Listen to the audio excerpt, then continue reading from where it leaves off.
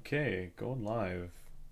I feel like there was something else I was supposed to do before going live, but I've forgotten. So we'll find out during the stream.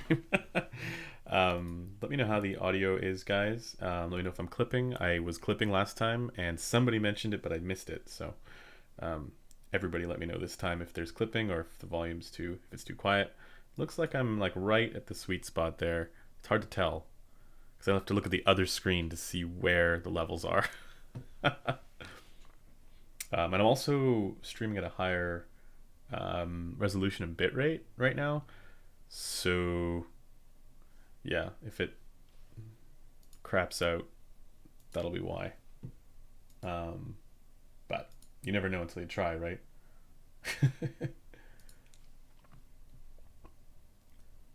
Turn off the curling iron? What curling iron? What was the headphone on the image? It's this Hi-Fi Man HE6 SE.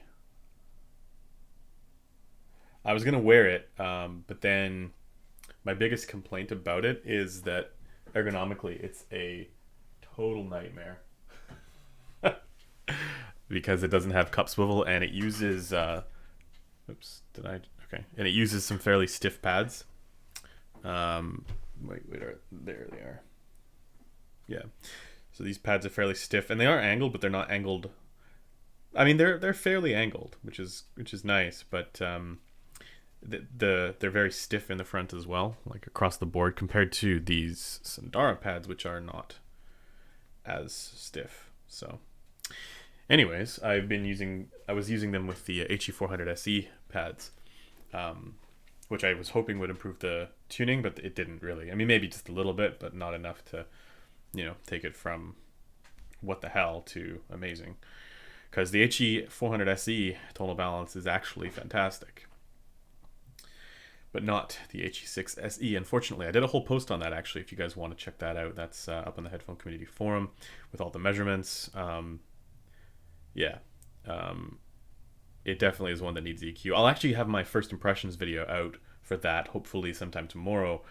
But the thing is, like, I've already I filmed it, then did the measurements, and then posted the measurements, and now I'm editing it, so it's not exactly in chronological order. What's up, everybody? Nice to see everybody in the chat. Last Rhino, good to see you. Alnric, good to see you. Happy Sunday indeed. All right. I figure I might as well. I mean, this is just sort of a casual hangout with everybody. See how everyone's doing, and yeah, answering some questions. If you guys, if I miss your question, feel free to ask it again. But if you want to guarantee that I answer it, you have to use the super chat function. But don't feel like you have to use the super chat function in order for me to answer any questions you might have. I will say though, the questions that I'm going to prioritize are going to be ones that are more, I guess, like discussion building, because I feel like a lot of the time we get a lot of purchase advice, which is great, and that's kind of what I'm trying to help with here, at least partially. But I also recognize that it's tough when not everybody has that same question or has that same budget bracket. And then also, there's I can't know like 100% what what qualities you're after, and I feel like one sentence answer is not really enough to properly do that. There's a lot more factors that go into that, I think. So I'm trying to focus more on some of those discussion ones. But with that said, it's not like I won't answer those questions. It's just if it gets, if there's a lot of them. Yeah, so that was the HE6 SE version 1, not the version 2. My main complaint about this is the ergonomics, because that Sandara style, not this. I'll bring it back here. The Sandara style headband here is particularly unpleasant. because it doesn't have any cup swivel, which is kind of crazy because on the Ananda BT, which uses the same headband, there is cup swivel. They just added notches to this part, so they can do it. It's just they didn't do it on this one for whatever reason. And so, if there's a way to improve that, I would do it. But this is not great for ergonomics. I think a lot of people are just swapping out the headband. But I think that's one of the nice things about the version 2. They haven't. I'm not sure if I'm allowed to keep that one, or if we're allowed to hang on to it at the office. I'm not sure what the story is there, but if we are, that might be something that I try, because I got a bunch of those other Hi-Fi Man headphones with the other headband style that I would just throw on there. But yeah. Hey Andrew, if you had to choose between I'm just getting into it now. Hey Andrew, if you had to choose between the U12T or the LCD-X 2021, which would you choose? Over-ear headphones are always going to be like, yeah. I don't think that IEMs get to the same level. I mean, there are some that are better than other over-ear headphones at the price. The U12T I think is better than many headphones around that price. Like I would take the U12T over the Ether 2, for example, right? Or I think there's a lot of stuff that's like crazy price that I just don't think is all that great. And I think the U12T is great, so I would take it over that. But the LCD-X 2021 is awesome, so I would take the LCD-X 2021. It's less expensive, and it's a more you get better technical performance. How much is the final weigh? It's around, I think it's over 500 grams, so it is not light. And also the ergonomics on this aren't great either, but they're better than the LCD4, better than that HE6 SE. Yeah, 550 grams, something like that. It's definitely too heavy, but it's a trade-off that I would. 550 grams isn't actually that bad if the weight distribution is good and if the comfort, like if all the rest of the ergonomics are good. Like actually, I'd argue that the Odyssey stuff, full-size Odysseys, have better ergonomics for the rest of it, apart from the weight. So. Also, one of the weird things about this is that like the ear pads are kind of round, which is, yeah, odd. For like a high-end headphone, most of the time they're not round. So same thing with the HE 6 SE. You said there was something you forgot to do? Yeah.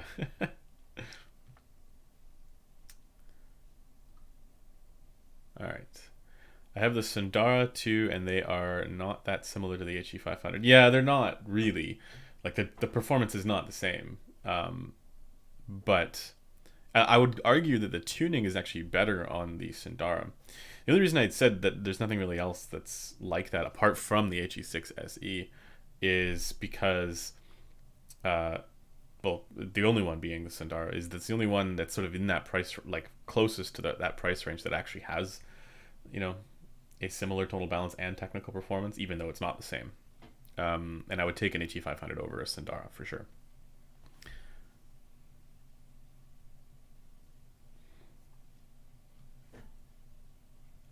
So probably actually the HE6 SE version 2 is the closest to a Sundara when you could get that one at closest to the HE 500 when you could get that one at like $600 or $700 or whatever it was at, $700 I think. That was probably the closest to the HE 500. Very close actually, and that's a good buy I think. Let's see, but it's only the version 2. In regards to all that's been updated on the LCD-X, also I have like a toothache, so anything that clamps down is a pain. So I gotta go to the dentist tomorrow. Also an update with the LCD-X. Do you have any insight on the LCD MX4? Sorry, I don't. I mean, I assume the pads are updated on many of the models, if not all of them. Yeah. Is the HE6 SE competitive with other kilobuck headphones? No. Like the HE6 SE specifically, like this one, the technical performance is absolutely competitive for its price point of even like, well, it's like $1,600. I don't remember, something like that. It's expensive, and it is absolutely competitive for technical performance, like for incisiveness and instrument separation and detail and slam. It's Yeah, absolutely. But the tuning is pretty weird. Um, like it's mostly okay, except for the mids and like the upper mids. The upper mids are just enormous. Like the ear gain is just crazy on it. And then it's like there's a really severe contrast between regular mids and upper mids that you got to even that out with EQ, I think.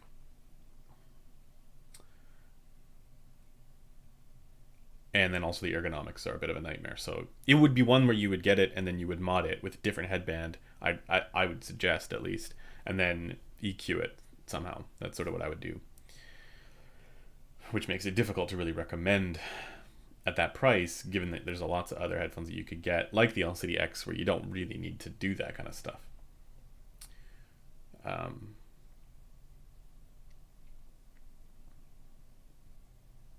all right, Elnrick, good to see you. Oh, final D8 Pro 2000 Pro. Yeah, it's this absolutely destroys the HE6 SE as far as the technical performance goes. Still, I EQ this. Um, Dial it in. It's a bit bright otherwise, but really solid. Like for all aspects of technical performance, like the punch on this is there, details there.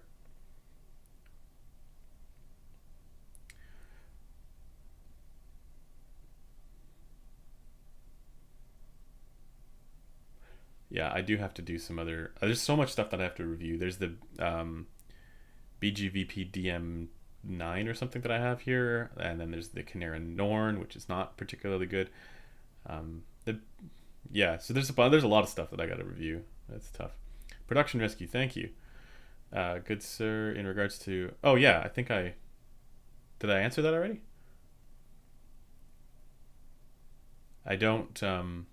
I haven't heard the MX4 before or after. I'm not sure, but again, that's one where I would email Odyssey and ask them if they've updated the pads on it. Because if they did, then that's a good thing. I don't think they've changed. So with the LCD X and XC, they did change the driver by removing two of the phasers and then also removed two of the magnets. But then if you look at the actual like array, like or where the phasers are, it's not like they just took out two. It's that they respaced them.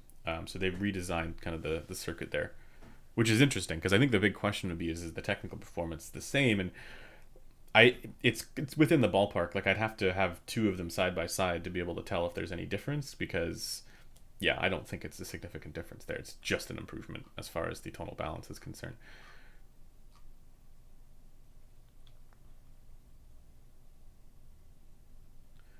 What amp do you recommend for the OG Focal Clear? It's a low impedance headphone, 55 ohms I think, so you don't really need much. So any entry level amp would do. I mean, they sound great off of tubes if you want to play around with bass boost, like the impedance bump, bass boost, stuff like that. It's always fun to do, but you got to be very careful that you're getting the right thing for that because they are very sensitive, or more sensitive than what tube amps are normally for. So, a low output impedance tube amp would be okay for that. Um, Maybe even a tube hybrid would be nice.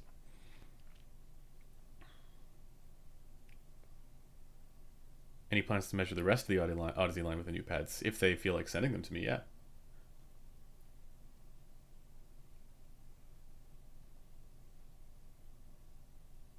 What do you think of? What do you think is the shelf life of a planar? Do diaphragms wear and tear over time? Good question. Apparently, some of the older ones, like the older HE6 stuff, the originals, did have those issues, and apparently the older one of this did have issues as well with tearing over time. So I'm actually really not sure. Um, yeah, in theory it should last a long time, but I know that there were some that did, and I think a lot of it has to do with the which headphone it is and how the tensioning is.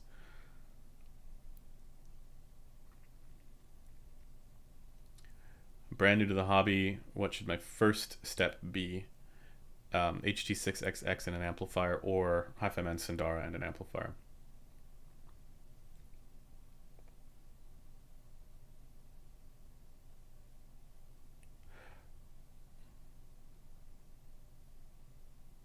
Why do most tube amps not run balanced?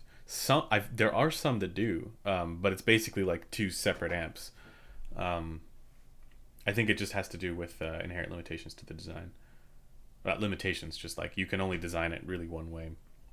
But I think Shit Audio actually does have, or did have, one that was balanced. But again, balanced is not some, like, don't buy it just something just because it's balanced. Um, People make that mistake often.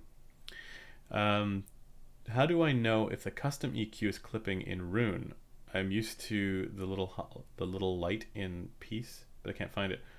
I don't know. You would hear it, but just make sure that the overall level. There's a line when you're using it in Roon, like it shows you where where your adjustment is. Just make sure it's below that line. So your overall gain needs to be below that line.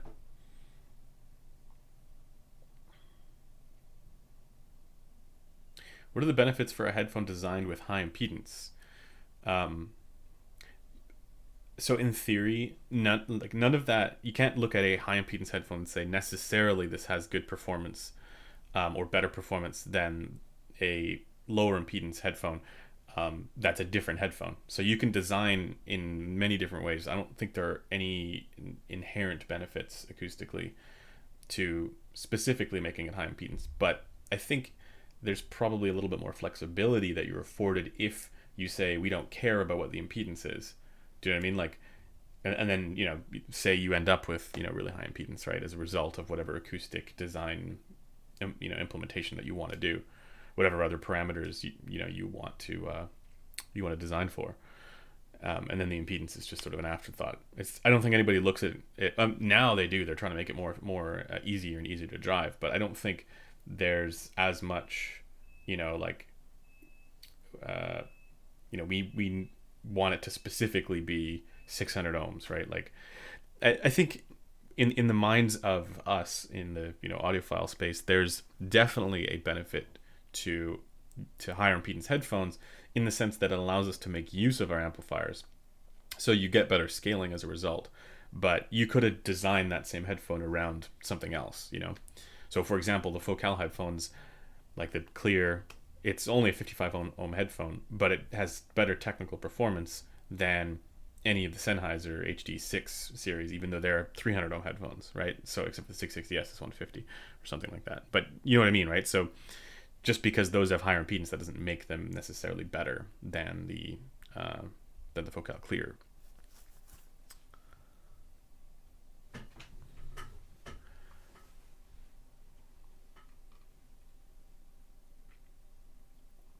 You're going to be reviewing the Rebel amp. What I might do is a comparison with the A90, because that's a very obvious comparison. The A90 makes everything sound wimpy and mushy, and the Rebel amp makes everything sound tight and dynamic. So, and it's yeah. But I'll need to. I'm actually even considering figuring out some way to ABX test stuff. That'll make that more fun. LCD X or XC, which sounds better without EQ? I assume that, yeah, you mean EQ. Tough question. I think LCD X actually. Now, I think after EQ, the XC sounds better, but that's only because of the extra punch you get from it being closed back.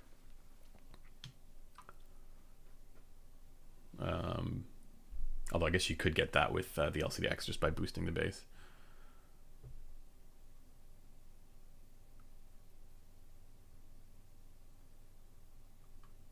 Thoughts on the Sennheiser HD8XX? I think they took a good thing and kind of ruined the frequency response. They didn't really fix what needed to be fixed with that headphone. Like they did boost the bass, but the bass quantity was never the issue with the HD800S. It was the bass quality was not as good, and then they just add there's more treble and there's a weird mid-range dip. So I don't really know why anybody would get that over the regular HD800S. Although I haven't heard the HD8XX, so I need to hear that.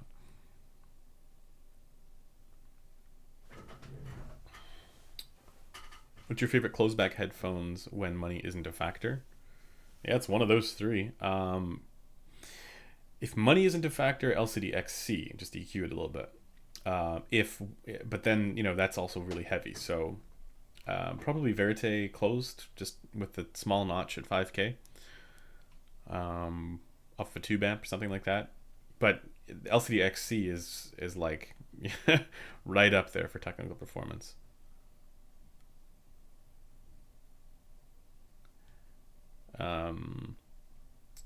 Same with the Stelly. I mean, that's a more normal headphone, but I still think I would probably go XC or Verite closed.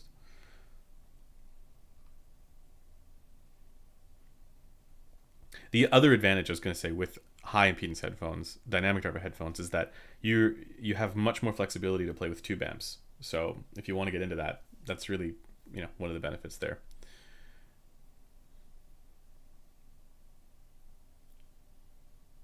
Best way to buy ZMF headphones from Zach, I think.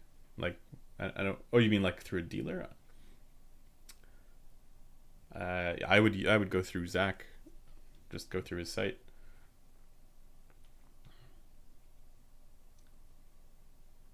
Because part of the experience is like getting to chat with those guys.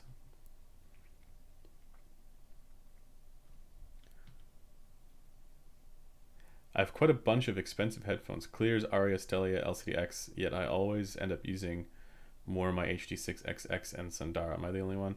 That's because although Clear, Aria, Stellia, and LCD-X, interesting. I think so. The HD6XX makes a certain amount of sense because that's a pretty unique headphone as far as timbre is concerned. People call timbre, so I could see like a timbre head being really into that over those other ones. Sundara is an interesting one though too.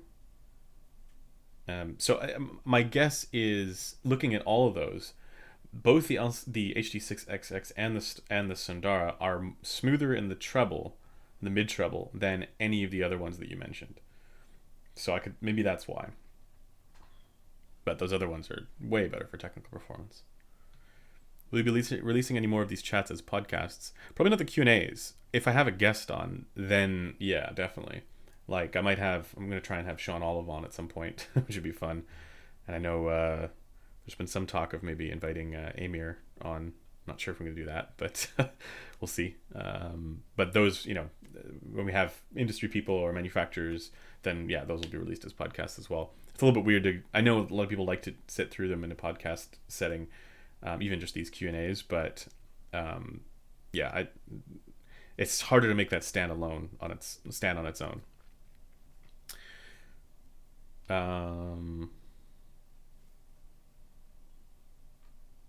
Sorry. What do you say to HPHQ when they crap all over the Sundara? They probably haven't heard the new revision or whatever the current revision is.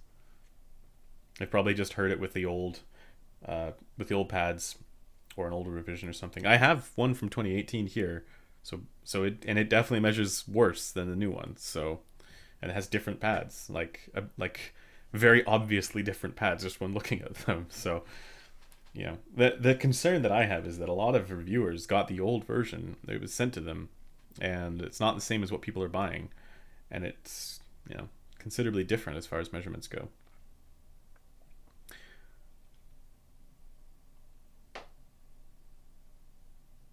If weight, comfort, and looks were not a factor, what would the most detailed and enjoyable headphone be for you?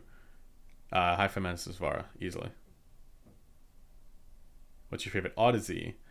Good question. Favorite Odyssey? Probably. I haven't heard an LCD3, so that's one that, or at least not recently. That's one I heard one like years and years ago. That's what I need to try. My favorite now would probably be either the LCD-X or XC. They made them lighter as well by removing the magnets, so they're more wearable for longer periods of time. I would say LCD4 because that's the most detailed, but the problem there is the weight. It just kills me. So if they can reduce the weight of the LCD4 to be the same weight as an LCD XC, then it would be the LCD4. But those are like 750 grams or something ridiculous. So ends up being too much for me. Sold my Sandara after acquiring an Ananda. Best headphone I've heard so far. Don't tell ASR that. Looking to get an LCD X or XC to complement my Ananda. Well, one's an open, one's a closed. So I would say base it on your use case. One is heavier, one is lighter. LCD X is lighter than the XC by about 40 grams. So, and it's not insignificant. I can get through a full day with the LCD X. XC starts to weigh down on me a little bit.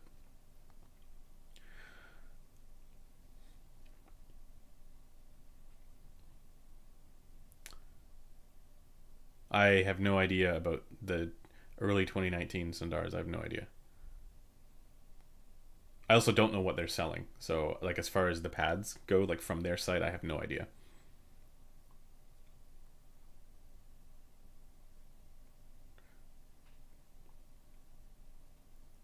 And now this cup is not exactly the same as the Arias. The holes which the yokes attach are to are different sizes. Would be a shame, but I thought I've seen some photos of people doing it, so I'm not totally sure that's true. Although that would suck if they didn't line up.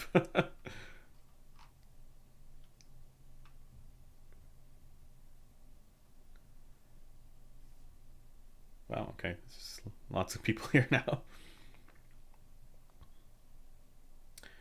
What about with Bear Dynamic headphones, 6250, 600? Yeah, but that's the same headphone, so that's different, right? So they've just had just done something there with the voice coil, most likely. You know, so that absolutely, I think the higher impedance stuff should probably perform better when driven properly. But again, that doesn't always. It's not always necessarily the case. Let's see. In a direct comparison between Focal LCD and Odyssey LCD GX, again, that's an open back. People need to stop comparing open and closed, I think. Which one of these has better detail retrieval soundstage imaging? So the Focal LCD is not the headphone that you buy if you're interested in soundstage. It's more intimate of a presentation, much more forward. The GX is not the greatest for soundstage either. Like if you really care about soundstage, you'd want to look at HT100S or Hi-Fi-Man Aria. Honestly, the Ananda's pretty good too for soundstage. Also, that's dynamic versus planar, which is a tough comparison to do.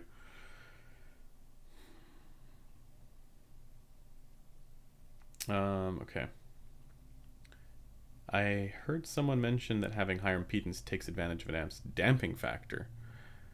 I'm not sure if you mean like to do with output impedance and the relationship between output impedance and higher impedance, because potentially.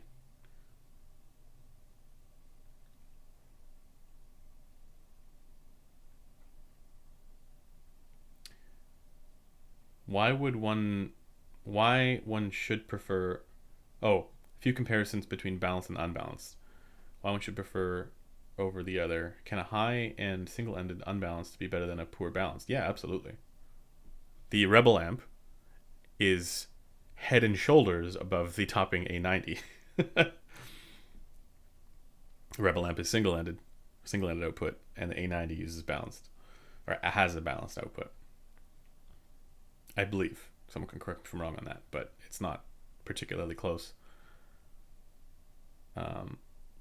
Higher impedance usually equals lighter voice coil, lower mobile mass. No, again, like more of the. It's not necessarily, as far as I understand. Like you could design a dynamic driver headphone that had low impedance that had a higher mobile mass. That's your... Sorry, you're talking about the voice coil specifically, in which case, yes, in theory. But that wouldn't necessarily mean that it would perform worse. Because you have, like, there's the Verite over there as well, which is a 300 ohm headphone. And that performs markedly better than the HT6XX and 600. And those are also 300 ohm headphones. So it's not just about that, is what I'm saying.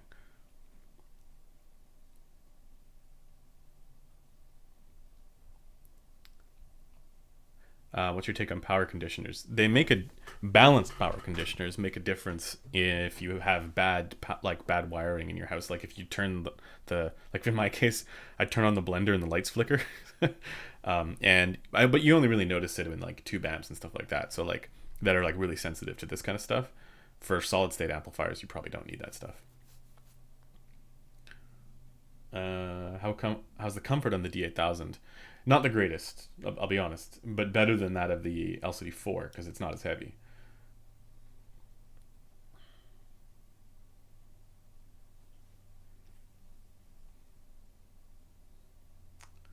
If I had $1 for every person who told me that EQing headphones is ridiculous, and that if I had to EQ, I shouldn't have purchased it. Yeah, I know it's pretty silly. Um, there are like very few headphones that I would not bother EQing, and even then they could be improved with EQ. So I think the main thing that I don't like is just going crazy with the filters, right? Yeah, I'm not into that. I want to use as few filters as possible to make it easy to do for starters, but then also I don't want to be messing with it for that long. Sundara or 5XX from Drop. The 5XX is acoustically identical to the Hi-Fi Man Deva. So no, I do not recommend that headphone. The Deva was interesting because it was wireless capable, but the wired version, no. Sundara, absolutely. Now that the Alex pads are available again, will you do a subjective comparison of the Alex and Clear pads on the Lear? I don't have an Alex, unfortunately, so I would need to get that in. But it would be an interesting one to do. I mean, there's lots of pads that fit on the Clear and the Lear, and the Lear and the Alex are the same headphone, just with different pads. Yeah, I'm not sure. I'm curious about that, like how some of the other pads will sound or measure as well on those. Because there's now a bunch of question marks about. I saw Crin's take there as well on the different pads and stuff. So there's some question marks about what are the current pads. I'm not sure what the answer is. Ooh, Odyssey LCD2 versus, I'm assuming you mean 2F and not the classic, versus the ZMFO Tour for technicalities. LCD2F has better detail, but the Tour is going to have better soundstage, more natural timbre, and a better tuning. Will you do a review of the Felix Euphoria? Probably. R, thank you. What objectively makes you prefer the XC more than the VC? Well, I don't have a VC in, so objectively. But I think to get to your question, I mean, I've only heard Tyler's VC, so and I only heard it briefly, so I can't really give you much more sense other than the fact that I own a Verite Open, which is going to be similar but not the same, So, yeah, I mean, I think from a tuning standpoint, there are things that I think people will prefer over the VC, especially if you're not into EQ, because the one criticism that I would have of the LCD XC is that it's almost got too much ear gain now, which is something that I would never have thought that I would have said about an Odyssey, but that one does. It definitely has lots of ear gain, and it's mostly solid. But I think that the distance there between the upper mids and the lower mids and bass is maybe just a bit too much there. So that's why I boost the bass and add the bass shelf on the XC. And then also on the XC, I think it's like 5.5K, something like that. There's a bit of a peak there. And then the upper treble is also a little boosted. So you got to kind of take those down. But really, that one was really easy to EQ. It took very few filters, and it was almost easier to EQ than the LCD-X. And what I like about the VC more, is the weight. It's lighter, but for technical performance, the LCD, because it's a planar, the LCD XC does better at control during busy passages and instrument separation during busy passages. But it's not to say that the VC is bad at that. For microdynamics and micro detail, I'm going to say they're very close, if not basically on par with one another. For music that doesn't have the busy passages, I might give a slight edge to that micro detail, microdynamic quality to the VC. But the LCD XC is really, really good, and it does better at the sort of incisiveness that comes from a planar. But again, if you're ever going to get into the tube amp question, the VC would be the way to go there. You wouldn't want to use an LCD XC with that because it's like particularly well, it's much easier to drive. It's much more sensitive headphone. And I'm also going to give the soundstage advantage to the VC as well. Yeah, because it's I think as overall that's one of the best closebacks for soundstage, at least from my brief impressions. But I need to spend more time with it. I gotta talk to Zach again at some point because I'd love to review an Aeolus as well.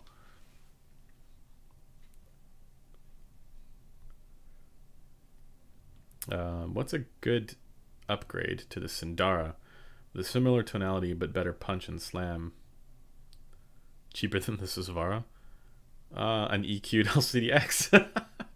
No, there really isn't that much. I mean, honestly, the answer to that is it's a Focal Utopia, because that's really the only thing that has a similar tonal balance to the Sindara. Other than the clear, even the clear is not that similar, but way better punch and slam for sure. I know maybe that doesn't really help.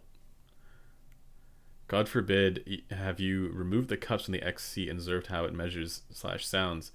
I know it was somewhat common mod for the older XC. I don't recommend doing that because the tuning for that is dependent on the tensioning of the screws. So if the screws are, I don't recommend doing it.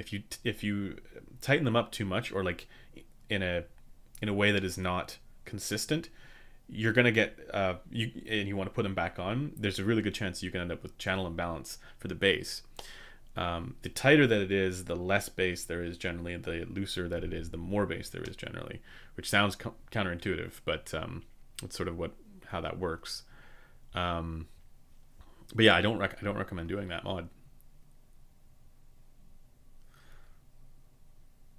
A lot of people are asking about favorite amps, but guys, the amps make such a small difference.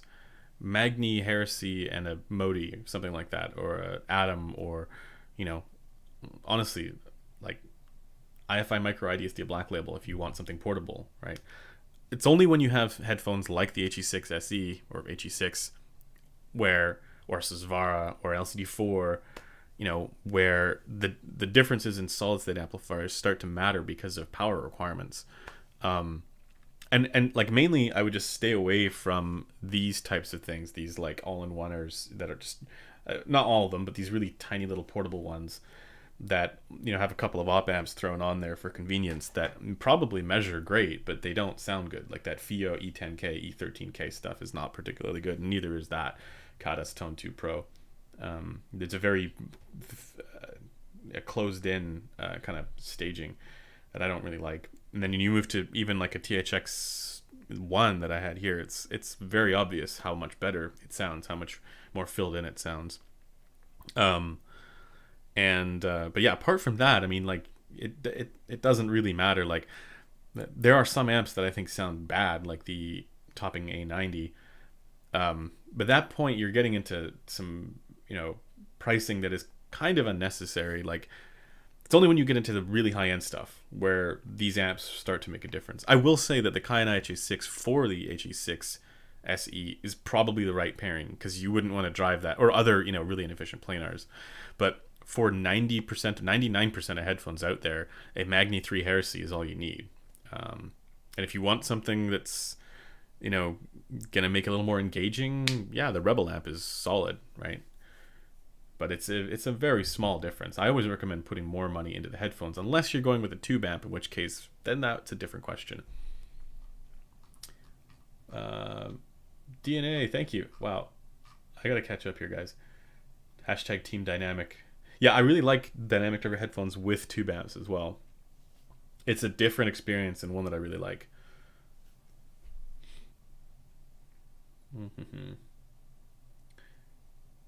In what way is the D8000 better than the LCD-X apart from resolution? And that's mostly it. I do think it slams a little harder too. Okay, here's the interesting thing actually about the HE6 and the HE6 SE that I have here, and the original HE6 as well. They're when you introduce an air gap, it's like you don't get any of that air gap behavior until you actually physically, like, where people were talking about this before a number of the threads, but normally with a hi-fi man planar, when you lift the headphone off, you introduce an air gap, you get a resonance there in the bass, and then it drops off significantly. And this was all part of the whole controversy there with the ASR's Ananda review and everything, and how they didn't, he didn't put it on the rig in such a way that it properly created a seal. But what's cool about the HE6 and the HE6 SE is that you can I was introducing like air gaps with like 2 or 3 fingers between the headphone and the rig, and it still measured flat in the bass. It was only when I actually physically lifted it off the rig that it showed a bass resonance there, and it still didn't drop off. That's the crazy thing. Like, it's wild how crazy low the resonance frequency is for that headphone. It's at like 20 to 30 hertz. So truly impressive, in my opinion. I'm not sure why we were getting on that train. But anyways, the reason is because the D8000 is another headphone that kind of has a similar, it doesn't change very much when you introduce an air gap for different reasons. I think with the HE6 and HE6 SE, it's more about how thick and heavy the actual diaphragm is. And with this, it's partially their air film damping system. And the whole point of this is so that when you're wearing glasses, it doesn't drop out the bass. So, and so far, like, I'm testing these different parameters to try and correlate them with the sense of dynamics and punch and impact. But it's not a very straightforward thing to do because there are so many counterexamples like the Ananda and the Aria that both have fairly low resonance frequencies. Like, it's under 100 hertz. So it's a tough thing to identify in measurements, at least. But D8000 Pro also, I think, is one that it's one that if you want to get the most out of it, you EQ it. Lex, thank you. I'm setting my Woo WA2 in a new audio corner. I don't know enough about those Woo audio amps. I've heard some of them, but I don't really know much about them. I don't want to have a PC close or have a different specialized player. Recommendation on iOS external DAC. I am the wrong person to ask about that. I do not use Apple devices. I'm really not sure.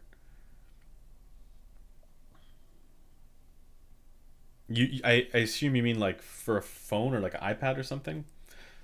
A number of things to look into with that would probably be, like, I would probably recommend some IFI devices. But also, if you want to spend a lot of money, which nobody does, the cord stuff is pretty good for that. Like, I'm guessing that you're like, I would look into some of these streamers. If you want a more budget or oriented streamer, the SMSL SU9 does have Bluetooth functionality as far as I remember. Double check that. I think it can also. It's not something that functions as an endpoint in Roon or anything like that, but I remember there was a way to use it as a streamer, so of some kind. So I don't think like a network streamer, but like you could Bluetooth to it, which was pretty cool. So that'd be another thing to look into. But then also, from IFI, there's the Pro IDSD that functions as a streamer, and that does function as a Roon endpoint. So, and then also the Name Unity stuff functions as endpoints, but that stuff's all very expensive.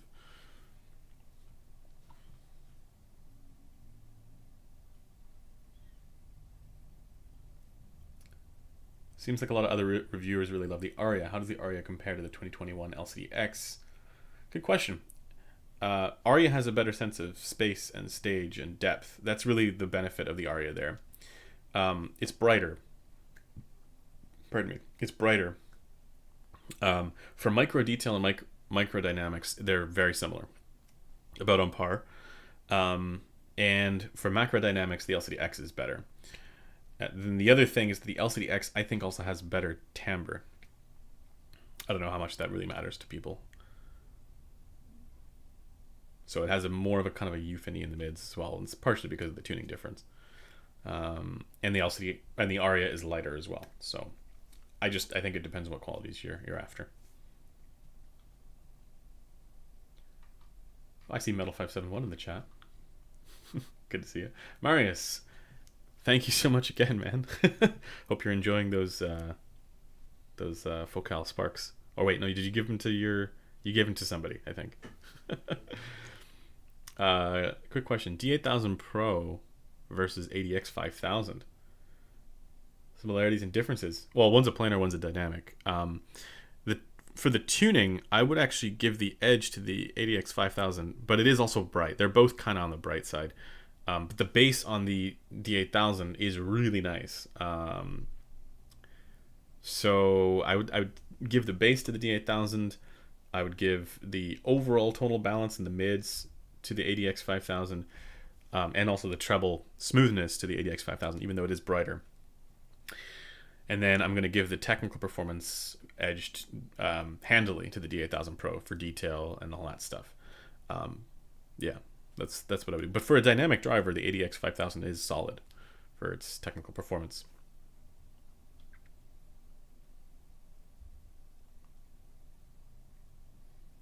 Also, the comfort on both is not really for me.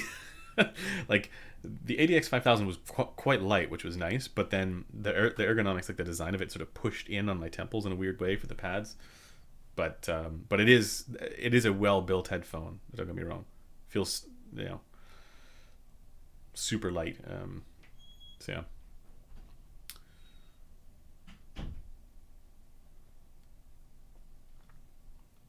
I think for 1600ish, I would rather have Aria over HE6 SE, but once I get into that much money, I will test them in depth in person first. Yeah, that's a good idea if you can. The Aria is a much more refined headphone. The HE6 SE is like, man, it's like it has this aggressiveness to it and intensity to it that is enjoyable and desirable in some situations and for some recordings, but then also potentially fatiguing for others.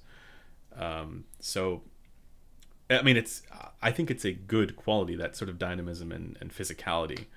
It's much more of an angry kind of sound, but I kind of like it too. But again, not the version 1 SE. The version 2 is probably the one to go for, because the tuning on the version 1 is pretty weird. Pretty weird tuning. Okay.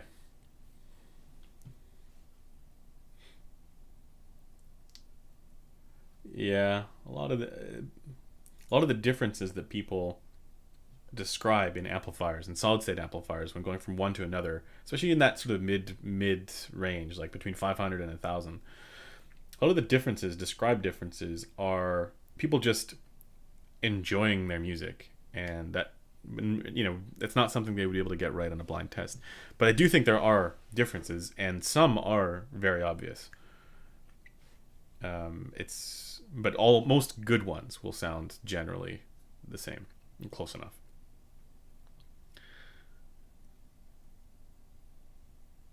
Yeah.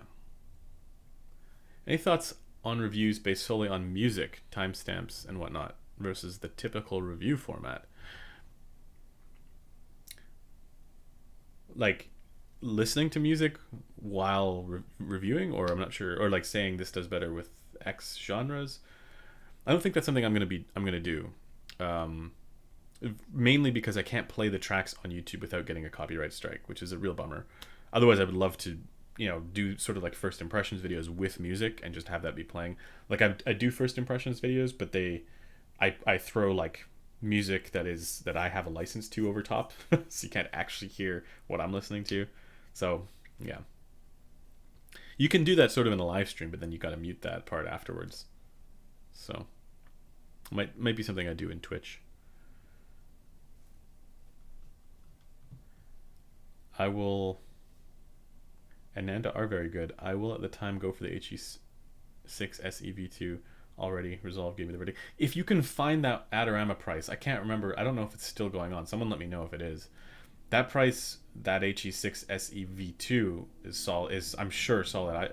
I don't have it here, It's being sent to me, hopefully, and I will evaluate it in conjunction with this version 1. So we'll have some sort of comparison there. So I don't know, but from the tuning of the version 1, I would not do that unless you plan on modding it or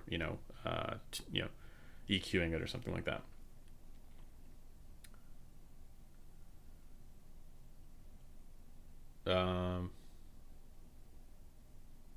I'm catching up, guys, but I'm not that far behind. Did I hear an LCD 3 with the new pads? And it's just... Oh, you did hear an LCD 3 with the new pads.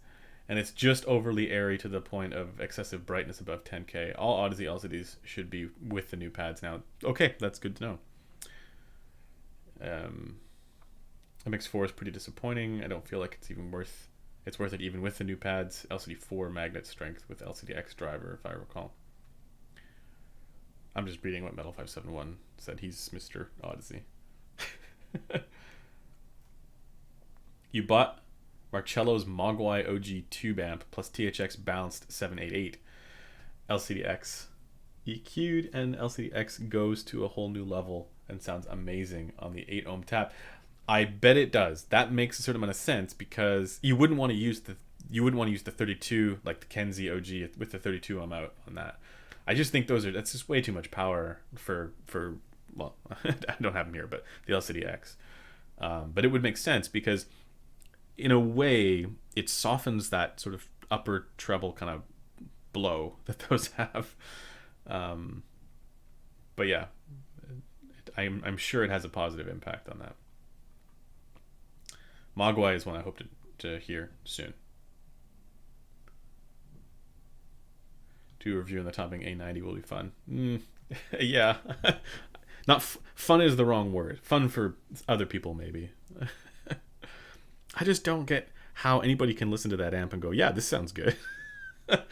Like, I don't know. Maybe they're looking for something that I'm not looking for. I think that's probably what's going on. But also, the fact that it has ground loop issues with USB and single-ended, like single-ended inputs. It got, a great review on ASR, and then everybody went out and bought it. And now they think that because it measures well, it sounds good. And this is part of the bias that you have to deal with when you look at measurements. It's a confirmation bias in a way. But I would just argue or suggest do comparisons and then don't deny your experience. Yeah. Is the Ananda the best planar around $700? Again, I'm not sure if the HE6 SE V2 deal is still available, but it would be between those two, in my opinion.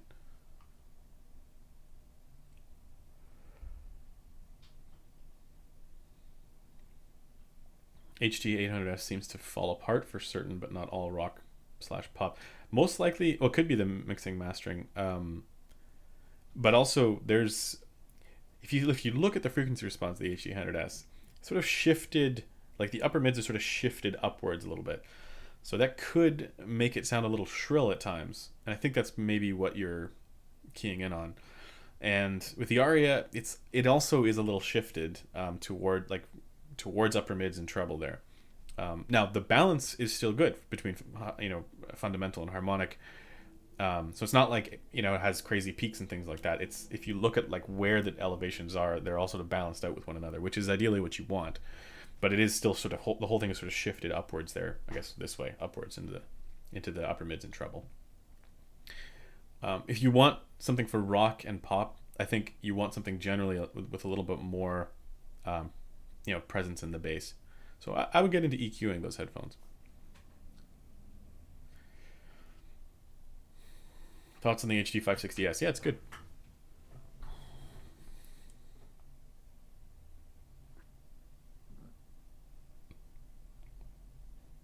Oh, you guys are talking about this in Dara.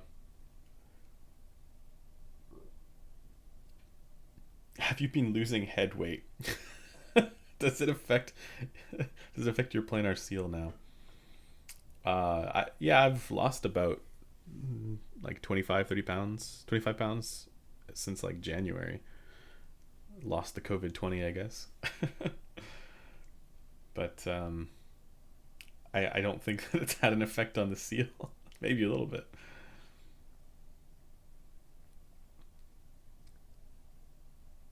Um, let's see. I'm just reading what Middle House 71 said here because I'm not aware of everything that's changed with Odyssey stuff. Newest now well-known pad revision announced for the LCD-X applies to all large LCDs. So that's good to know. But with the LCD-X and the XC, they did also change the magnets and the phasers. So there's 2 fewer magnets and 2 fewer phasers. And it's still unclear to me what other effects this would have. But again, if you look at the way that they did it, they didn't just remove the magnets. They did remove the magnets, but then they just spaced out the other ones in a different way. So that's part of the magnetic circuit redesign. Yeah, definitely still EQ. Especially those. If you're going to get into Odyssey, in some ways you have to be on board with doing EQ. Like, even though the newer ones are much more, EQ not required, EQ optional, you're still not getting the most out of them if you don't EQ. And I will that is the hill that I will die on. Let's see. Are the HD 6XX/650 worth getting over the 560S when the difference in price here in New Zealand is over double? Wow, that sucks. No. Then I think no. Over double, man, that's rough. Yeah. I mean, the HD 6XX in North America for $220 is easily worth it over the HD 560S with an amplifier. Unless you care about soundstage, in which case, no, you would go with the 560S over the 6XX. But for detail, yeah, it's better.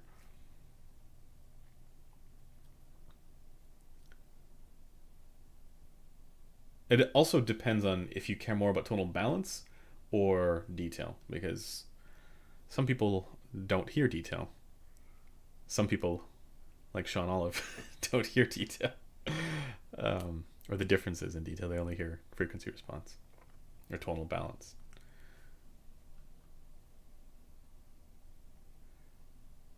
Okay.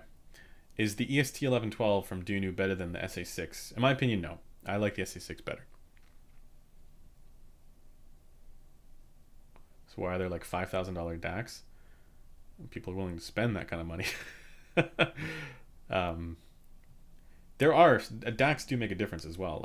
There is stuff that happens to be crazy expensive as well that will sound better, but there's also a lot of stuff that sounds the same. So it's hard to know. You can't really, I don't think you can base that on measurements either, because what people are measuring there is not necessarily, it's basically measuring to make sure it works and it's not broken and there's no weird issues. And I think once you reach a certain point, any differences there are completely inaudible.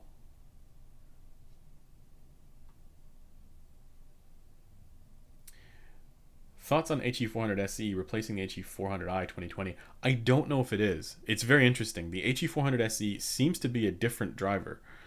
And I have one here, and the tuning on it is spectacular. Well, I say spectacular. At that price, it's solid.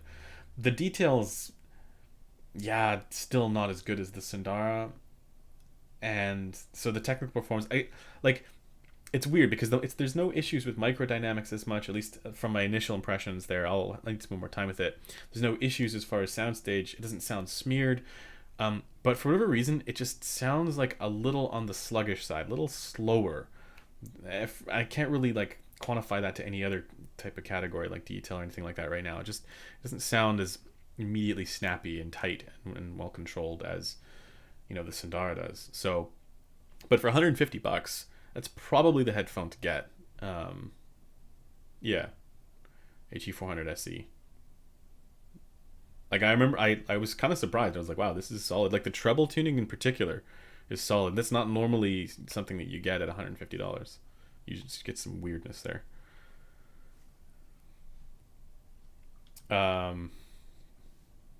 Favorite speakers you've heard? To be honest, I need to spend more time with speakers because I I'm much more into headphones than I am speakers because of my listening environment, and I don't generally want to inflict my serious audiophile music on the rest of the world. Although I do, but it feels like kind of a shitty thing to do. um, I heard some Focal near field monitors that sounded really detailed. I think they're the Barilla something BE something were very detailed. If anything, getting into speakers, I would be more into near field, I think, than the big floor standing stuff.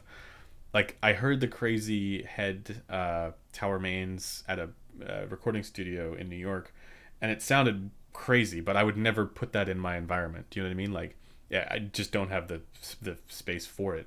So I guess I'd have to say those ones, but you need a big space for that.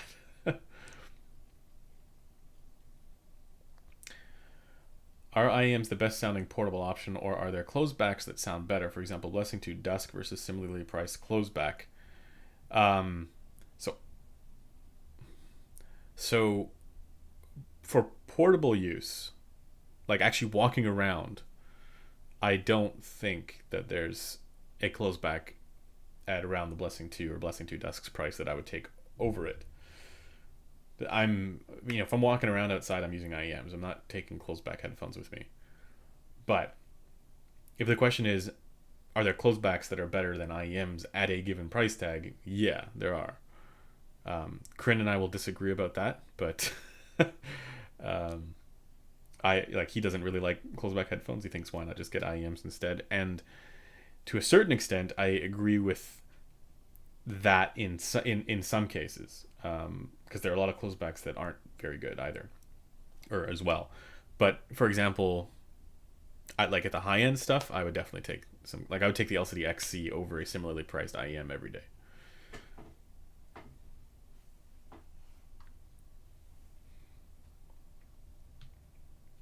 I like this. There are some things that Corinne and I disagree about. That's one of them. I think.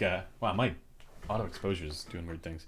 Another thing would be we disagree about technical performance a lot. Like I think the Abyss stuff has crazy good detail, and he didn't really think it was all that impressive. So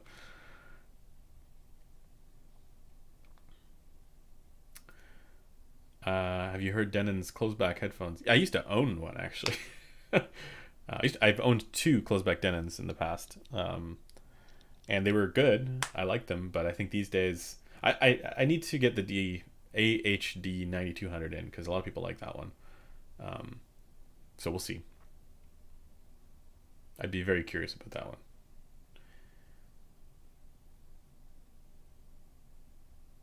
But yeah, the Denon stuff is essentially the Fostex stuff. At least it used to be.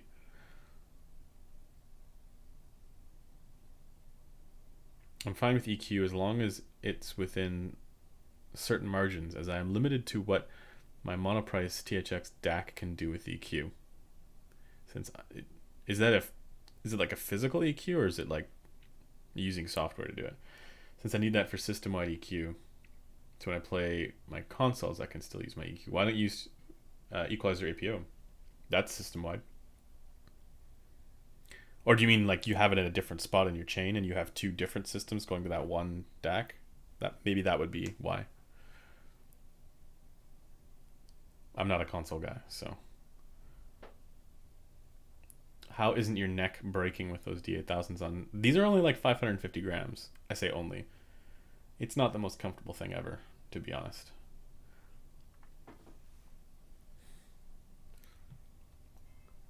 Yeah, I liked the GX2, but I was not as impressed with that as I was with, like, I think the Ananda has better detail, to be honest. But the tuning in the GX was solid. I liked it.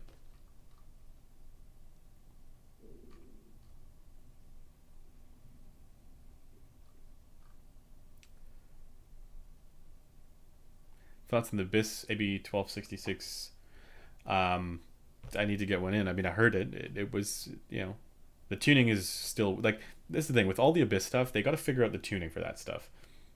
The technical performance is there, at least for the Dynafy and the AB 1266. The technical performance is like appropriate for where they priced it. Totally. Well, none of it is appropriate for the price if you consider the fact that this stuff costs $4,000 or $5,000, which is absolutely insane.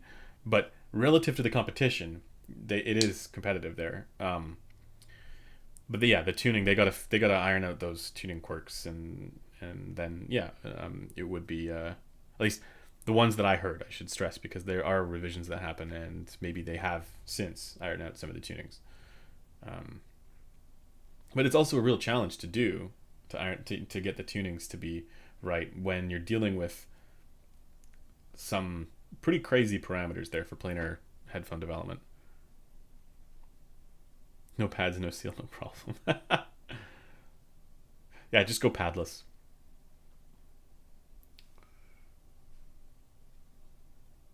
Would you be measuring the new LCD2 phaser like you did with LCD-X eventually? If I can get one in, I'm not sure. I'm not gonna I'm not gonna pry them away from metal. I wouldn't dream of it. Any reason you don't reference slash compare stacks much? Not a fan, or haven't listened to them enough? No, I've heard them, and I like the SR007 2.9. It's only because it's hard to get that stuff in. It's hard to, because you need an energizer, and then there's a lot of questions about which energizer you're using.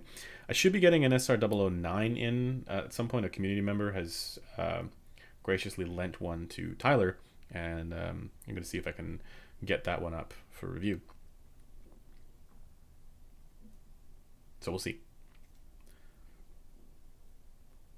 Let's see. Is there any evidence, research-based or anecdotal, that perception of soundstage varies more between individuals than other characteristics like detail, dynamics? That is a very good question.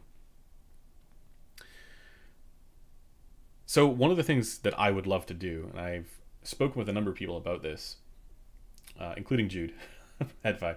One of the things I would love to do is be able to catalog the, I guess, subjective qualia, subjective, what people report, and see if we can then, maybe get an answer to that question, to try and figure out, like, okay, most people think this headphone has this quality, and then, or whatever quality it is, right? And, or does this well for this quality, and then get a bit of a consensus for that, and then, which is tough to do, but then try and then correlate that with measured phenomena, so we can eventually predict how the measurement would be subjectively experienced. So far, this is my biggest criticism of ASR, is that nobody seems to be trying to do this stuff. And if we actually were being scientific about it, we would have to do a study like this to try and, like, we're not talking about, data here in terms of the measurement of the headphone. It's more about, can we correlate any of these experienced phenomena with the data that we are capturing? Because the biggest problem right now is that when we're evaluating that data, like frequency response, we're only evaluating it in terms of its tonal balance and not other characteristics. And I know people try and use THD and stuff, but THD plus N is not an indicator of detail. Good THD plus N is not at all an indicator of good detail. In fact, it means very little. At least as far as the subjective experience is concerned, past a certain threshold, a certain point. Now, it'll tell us something potentially, but nobody's analyzing it in terms of those subjective qualia. So, again, if we want to be actually scientific about it, we need to take a step back and create the hypothesis, and then run these do this type of testing. And so, yeah, one day I would love to do that, but it takes a lot of resources, because you gotta, I'm not sure how you would even go about doing that, but yeah, a lot of ABX testing, I guess. But so, for example, in this case, HD800S is a headphone that is widely regarded as having a really good soundstage by just about everybody who hears it. Like, really good is, maybe not everybody likes that quality, but some people say it's artificial, but everybody seems to agree that it has a very spacious presentation to it. Contrast that with the 650 or HD600, and they have a much more tighter 3 blob kind of effect to the soundstage that most people will agree on. So, I'd say at the very least there's anecdotal consensus that stuff is fairly consistent. I think one of the problems that you get, though, when you get into the minutia, is often well, there's problems with that in the sense that there's confirmation bias there again, where somebody's saying, "Oh, it has a good soundstage," therefore you're, expecting or looking for these types of qualities more. And then also you are, you're going to be somewhat constrained by the tracks that you're actually listening to. Some will be perceived as having a more spread out presentation to them, and others will be perceived as having a tighter presentation to them. So, yeah. Um, I think as far as detail and dynamics goes, those are also fairly um, well agreed upon within a given range. But there are exceptions to this when the industry marketing engine takes over, where you have headphones like the Empyrean from Meze, which by all accounts is not a bad sounding headphone, but it's just not as detailed as the price point indicates. But then you have a lot of people who are speaking to that audience, the people who are looking for that headphone specifically, who say it's more detailed than XYZ. So, and then again, confirmation bias takes over there too. So it's really tough sometimes to get that consensus when you're not sure what, if it's genuine impressions that are driving this or the marketing engine that's driving this. So it's really tough to tell. I'm glad Elmrick's not here because he definitely likes that. Maybe he'll watch it afterwards. So I apologize in advance, Elmrick. But yeah, that's a very good question. I'm glad you asked it. Thank you. I see a lot of people talking in terms of rows of an auditorium. For me, even the H100S, it's more a matter of 6 inches outside my head versus 1 to 2. Yeah, exactly.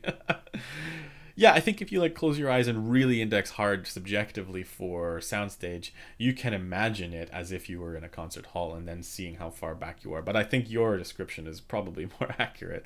It's it's not the same as speakers either, even in the best cases. But I think the presentation, like for me, I if you want to get all the details, headphones are always going to be better than speakers. Not always, but you know what I mean, right? Like there's some headphones that are just really bad at this. Don't get me wrong, but the general sense of listening with headphones is going to be better at that than speakers, because you don't have any of the crossfeed going on unless you enable it, which I'm not into that. I want to hear all the details. I want to hear all the separation. Vocal Clear and ZMFO Tour would probably be the most direct 6XX upgrade at a much higher price. Yeah, I could agree with that. Well, Sundara I think is an upgrade, but if you want a dynamic driver, yeah, those two. Focal Alex as well, I think is. It's a bit brighter though.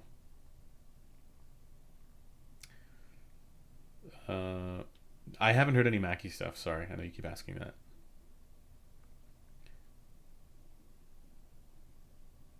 I'm looking for more questions that are more discussion focused. Most natural sounding headphones under €1,000. I have no idea what that translates to into dollar dues. Dollar dues are Australian.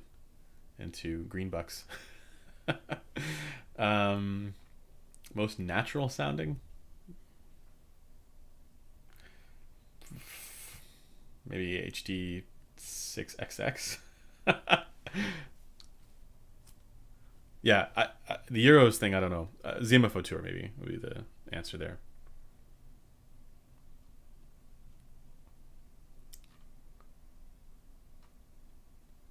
Marius, thank you again, sir. We understand that it's hard to stay unbiased, objective, subjectively honest, and resist influences from above, but how do you deal with it? Not sure what you mean by from above.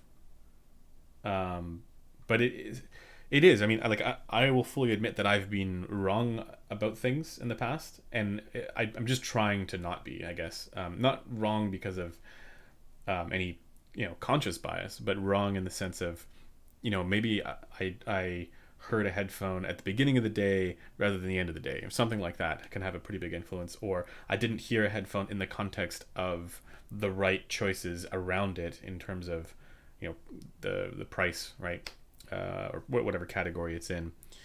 So I've definitely there's things that I have been wrong about in that sense, or been influenced by, I guess, framing effects and things like that. And then if I looked at some of my old takes for headphones as well, like I don't think I'm like outright wrong in my takes as far as my experience was concerned, but I definitely wish that I had been more critical of a headphone or of a number of headphones in the past when I didn't have the same frame of reference for how stuff was supposed to sound or the same breadth of experience that I do now.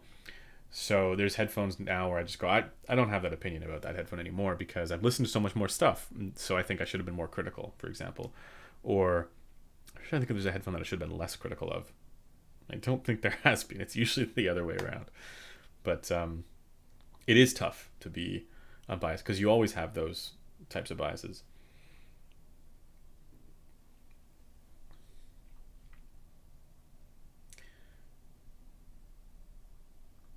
But if by influences from above you mean the company that I work for, headphones.com, the mandate that I get strongly is to be honest and just express how I actually feel about stuff. So I never get any pressure to say anything is good or bad from them, which is awesome.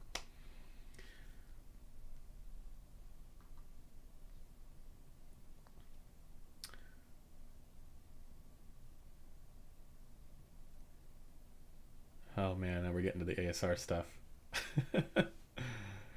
Yeah. The whole that argument about balance, like, I'm right there with you, man. Like, just because an amplifier is balanced, that doesn't necessarily mean that it's better than an amplifier that is single-ended.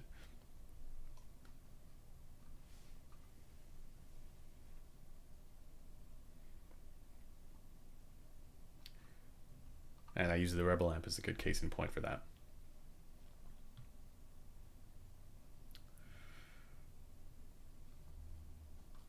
Sorry, I gotta catch up here. If I've missed your question, feel free to ask it again.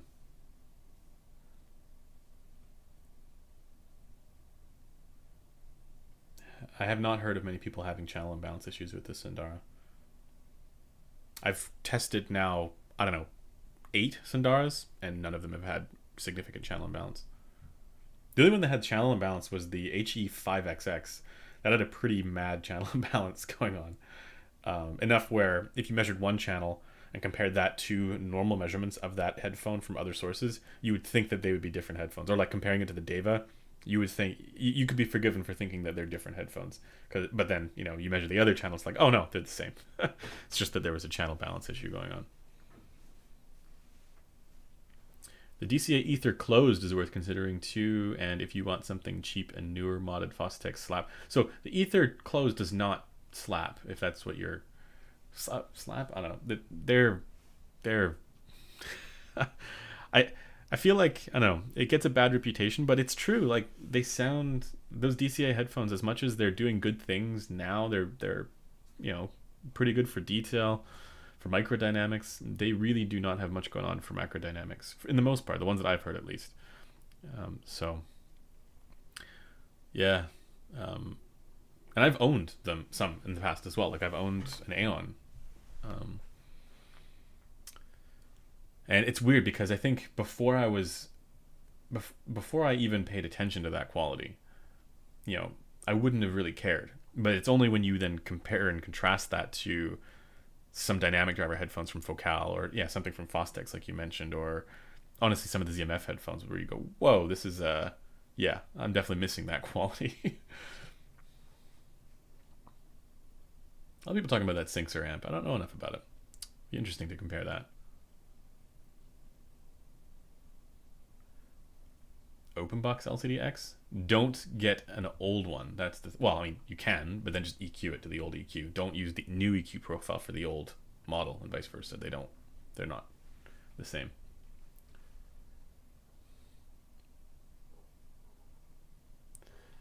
I got my Noirs a month ago. While I prefer my LCD2F, they are excellent headphones. Yeah, I think the Noir is the best headphone. The Noir with the perforated pads. If you have the non-perforated pads, something's wrong. So I think Kryn got his with non-perforated pads, and I think one of the ones we had non-perforated as well. I think they're supposed to have perforated pads, but that is the most mature headphone that I think DCA has made. I mean, that's what Max Settings said, and I completely agree. If I were to get an Aeon or DCA headphone today, it would probably be that one. It does have higher power requirements though too. Yeah. No, not higher than the original, as far as I know, but just high in general. Yeah, T8000 Pro. It looks very. It looks like a tractor trailer, or no, just a tractor. It's the side looks like that.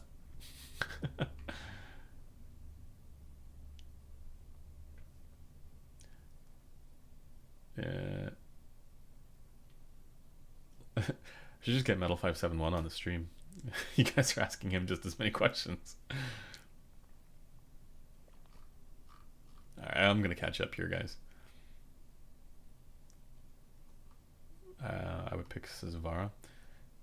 I'm looking for questions that are not just about purchase advice, more about just like discussion ideas and things like that. Because, yeah, I feel like it's tough to give purchase advice and just distill it down to a couple sentences.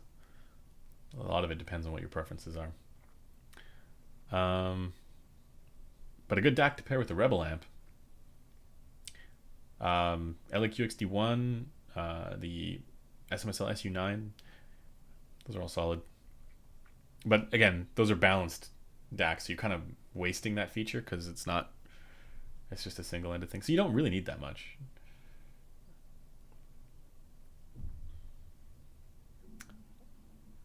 I've not tried any R2R DACs recently. MQA is not something I care about at all, so I don't get into that stuff.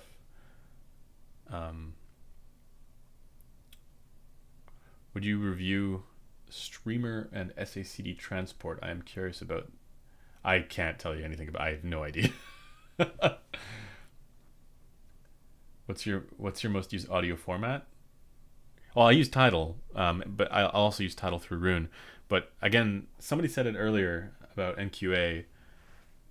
It doesn't sound good because it's using MQA. It sounds good because they're well recorded, and then they just make those well recorded tracks happen to be the ones that are also their masters. So people think that, because it's MQA it sounds better, but I don't think that's what's going on. I'm actually seriously considering going back to Spotify with Spotify, the high-res stuff. But the one thing that is true about the differences between the digital platforms is that they don't, not all 320 is the same. Not all, and you can compare that between Tidal and Spotify just with their regular 320, and it has to do something with their OGG codec or something like that. I didn't really get that far into the rabbit hole, but in general, it's not the same. So I'd worry that that's going on with Spotify high-res stuff too, but I don't know yet. So we'll see. But in general, if I'm seriously listening, I will use Roon, and then I will use Tidal through Roon, or I would have used Qobuz, but it's not available in Canada. What are your thoughts on Crin's Padgate with a Focal Clear MG? Good question. So I honestly don't know the answer to this, but I think it is skewing the subjective impressions that people have, because it's not clear if there was a warmer measuring one that they have or a brighter measuring one that they have. My understanding is that the default, or what it's supposed to sound like, is the brighter measuring result. The result that I got with the Clear MG is the one is what it's supposed to measure like, which is very similar to the original Clear. But then some people, again, like Crin, found some results where it measures darker. I will say we did have a MG Pro that we thought might have been defective, so we sent that back to Focal. That's really all the information that I have, because I had a sample size of 2 for the Clear MG, which it seemed to be good for both. And I had and then I had a sample size of 1 for the regular Clear. So I can't really comment on that beyond that. Maybe if I get some more in, I'll be able to answer that better. But my suspicion is that because there are I suspect that at some point in the pad manufacturing process, there was something that happened, whether it was a change in material or something like that. But I don't know whether that's something that's going to show up in the units, whether they're representative. But I do think that is something that is going to, change the reports that you see and account and explain why some people might report that it's warmer and some people might report that it's brighter. So I think that's really what you can expect.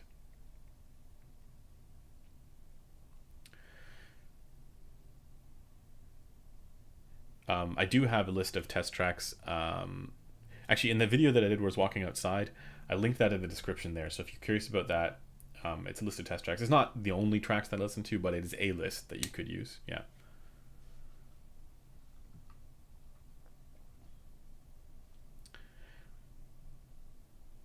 Do you plan on doing a measure and EQ session with the Celestia? As a Celestia owner, I'd very much appreciate it. Something like you did with the LCD X. I don't have a Celestia here right now. Chrono actually has that one, which is not going to fit him. Big head problems. But probably not. The main reason is that's not a headphone that really needs EQ, to be honest. I mean, maybe you could drop 100 hertz by a little bit, but I don't know. Like, I think it works out reasonably well.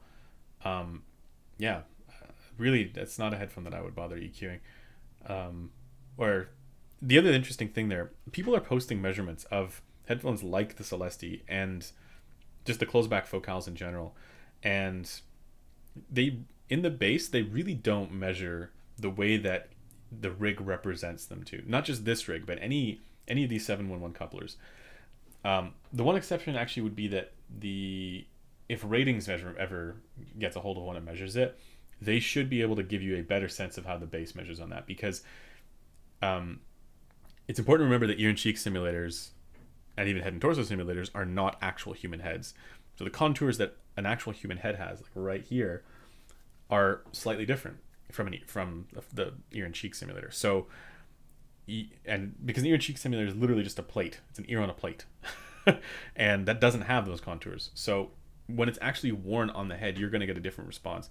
And I was really surprised at the response that I got with the Celestia, and it was actually markedly better than what you see with measurements, both from the ones that I did and the ones that Kryn did, because I think they line up pretty close. So I would really take the bass measurements for headphones, especially closebacks, with a grain of salt, unless somebody is showing the on-head response. The huge caveat with that is that it's just one example. You don't know how this is going to be for everybody, because you only have one head to measure it on. So unless I have 100 people, I don't know how many people you need for it to be statistically significant. Probably not 100, but say you have a certain amount of people and then you do that same test, then maybe you would get a good result. But this is the whole thing with the whole ASR drama that's recently been going on. I think if you can get a measurement to agree with a properly sealed result on a test rig, if you can get an on-head measurement to agree, then you have no reason to suspect that there be anything wrong with the sealed measurement on the rig. It's only when you find that it doesn't agree that you go, wait a second, maybe I got to adjust the clamp or the positioning or something. That's just not quite right. The counter argument is a good one, and they will always tell you that who's to say, at least they should, who's to say that if you went across a wide variety of actual human heads, you wouldn't end up with the same result that the rig shows you anyways. And to that, I'd have to say, okay, sure, fine, that's true, but there are still so many times when they do line up that it feels weird to ignore the way a headphone, like a properly sealing headphone, measures on a rig. There's no reason to then say, oh yeah, it should measure with the air gap. It should measure you should measure it without a seal, because most people aren't going to be getting a seal. It's like, I have no evidence to back that up. I don't think anybody has evidence for that either. So, I've none of my examples of listening to headphones both subjectively and measuring them indicate that it's more correct to show a headphone without a seal I don't think there's ever, the only time that that would be true is if you wear glasses and you have really thick arms to the glasses, and this is having an impact on the way that they seal. So to me, I can't get there with Amir on that comment that he made. Um, Brad, thank you. Thanks for your thoughts on the Celestia and measuring/EQ. Yeah, I mean, I might do. I like doing live sessions, but yeah, with that one again, I don't really think there would be that much to EQ. Maybe boosting the lower treble a tiny bit. You could do that 5K ish, but I don't like too much 5K anyway, so I'm fine with it. SMSL SU9 versus Matrix X Saber Pro. Is there an audible difference between the two? It's close, man. Yeah, I think there is an audible difference, but I think it's very close. Enough where the price starts to get weird.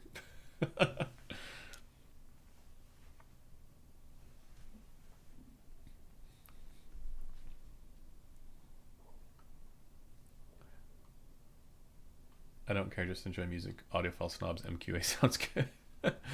Yeah, yeah, if you just like it, that's fine. Is the shit heresy a good amp for the Sandara and HD6XX? Yeah, it's fine. Solid. I saw a video of somebody's heresy smoking, but I don't know what they did to cause that. No idea. But maybe that's a problem to look into.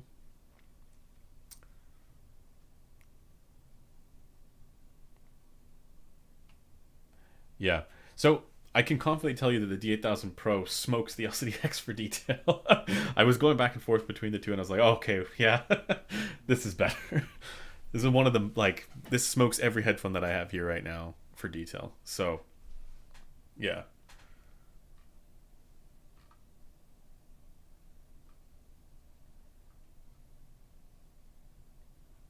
And including the HE6 SE. Like, I actually think for detail, the HE6 and the LCD-X for micro detail, they're very close, which really makes the LCD-X stand out a bit because it's, yeah, it's a lot less expensive.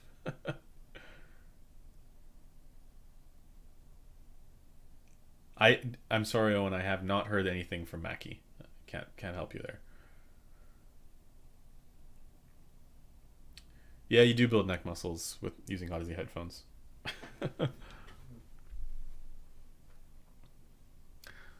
Why do people really like the K361 and 371? Sound seems average to me. Yeah, they're not particularly high res headphones, contrary to what some forums have. All right, I'm gonna ban you, dude. Not ban you. I'm gonna put you in a timeout because I've told you many times I cannot. Yeah, I have not heard that, so I have no thoughts. I think that's the first person that I've had to time out or mute. Never been that. But yeah, K361 and 371 just have a really good frequency response. But they're not particularly detailed. Like they're average for their detail.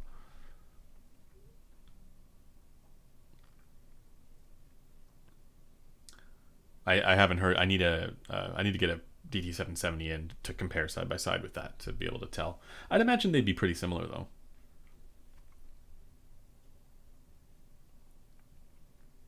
555 grams for your 2F. That's pretty crazy, actually.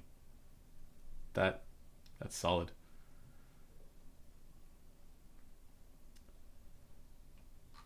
Wow, I was expecting more conversations about some of the drama that happened recently, but so far nobody seems to be getting into that, which is a good thing, I think, because there's so much madness going on with that stuff that I feel like any comments made would just fan the flames, which is I'm not opposed to that, but it eventually ends up being less interesting, and people are just sort of flaming each other.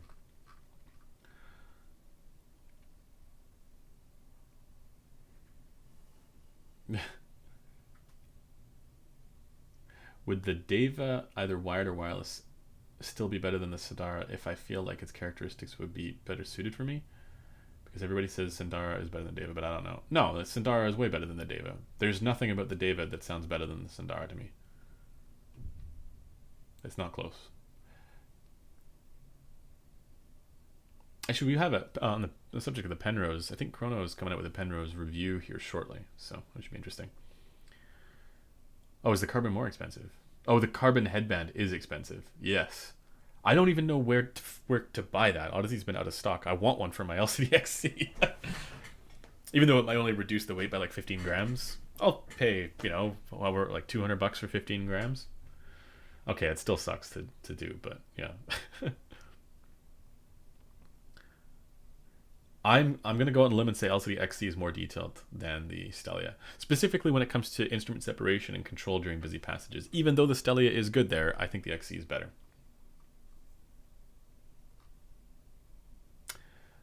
I had the D8000 Pro using your EQ profile. It was insanely good. Sold it purely because of the price. Bought a set of Kef. Yeah, I haven't heard that. I need to try more speakers. And an Empyrean. Nah. Man. See, for me, the only issue with the D8000 Pro is that the comfort is not... Like, it's not terrible for the comfort. It's certainly better than the Odyssey LCD4. But, yeah, this is one where I wouldn't be able to wear it all day. And certainly, this is not a headphone for people who are into gaming at all.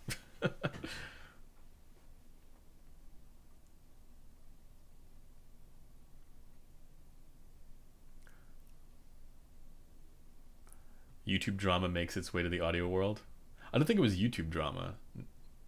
No, it was to do with Ananda, ASR's Ananda review, and basically all the funny thing was I got banned from the forum, and Metal knows all about that.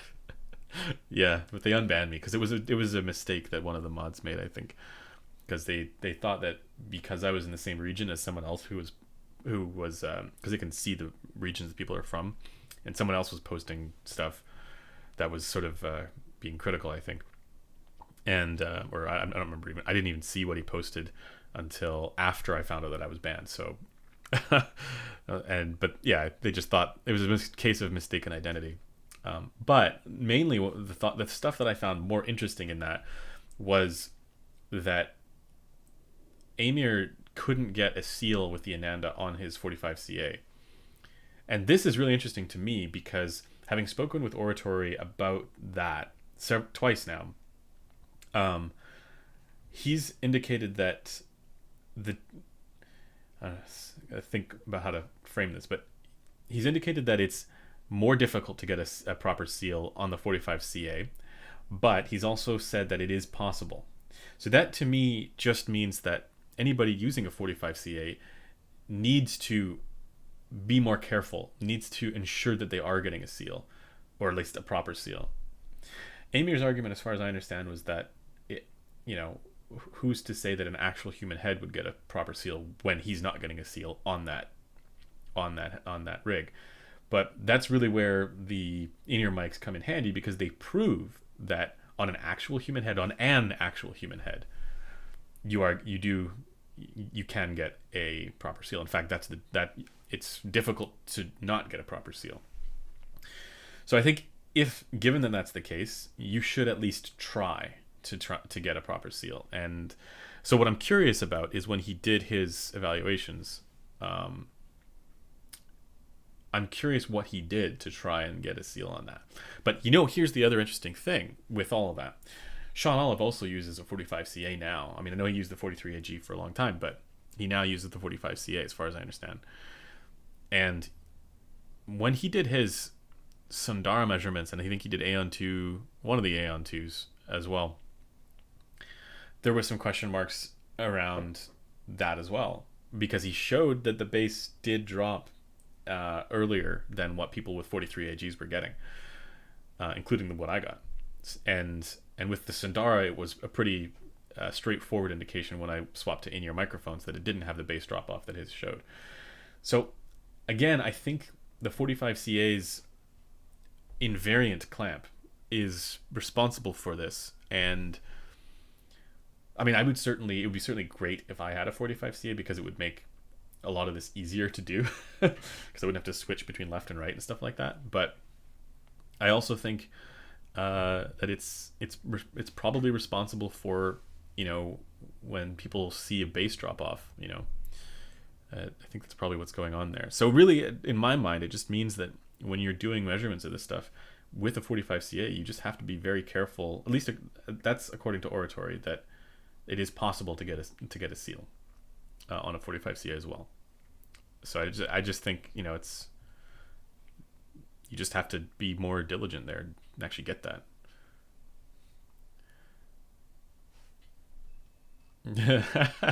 ASR got into measuring headphones. Problems ensued. Uh yeah. I I don't think. I don't think it's as straightforward as just saying he's doing it wrong. I think there's something to do with, like, my main issue there is that that the when there's issues with the results that don't agree with everybody else's who are technically on the same standard, rather than figuring out what was responsible for that discrepancy, leaning instead too heavily on the official words of the way things should be, rather than looking at the way things are in practice. So, for example, you spend a whole bunch more money on the 45 CA because it is more expensive than, it's basically two of the ear and cheek simulators. Therefore, it should be more, I don't know, representative. But I don't think that's necessarily true. I think they should be comparable, if anything. And so that's why it's worth, I think, just trying to figure out what's responsible rather than immediately jumping to a conclusion that everybody else is wrong. Do you know what I mean?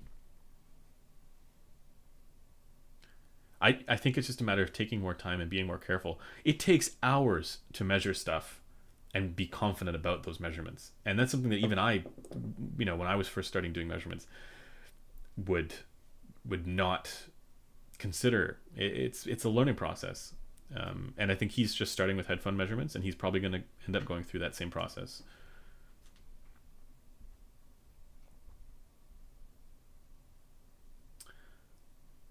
Puts headphones on backwards. Just like, yeah, who's to say a human wouldn't do it? Yeah, it's pretty funny.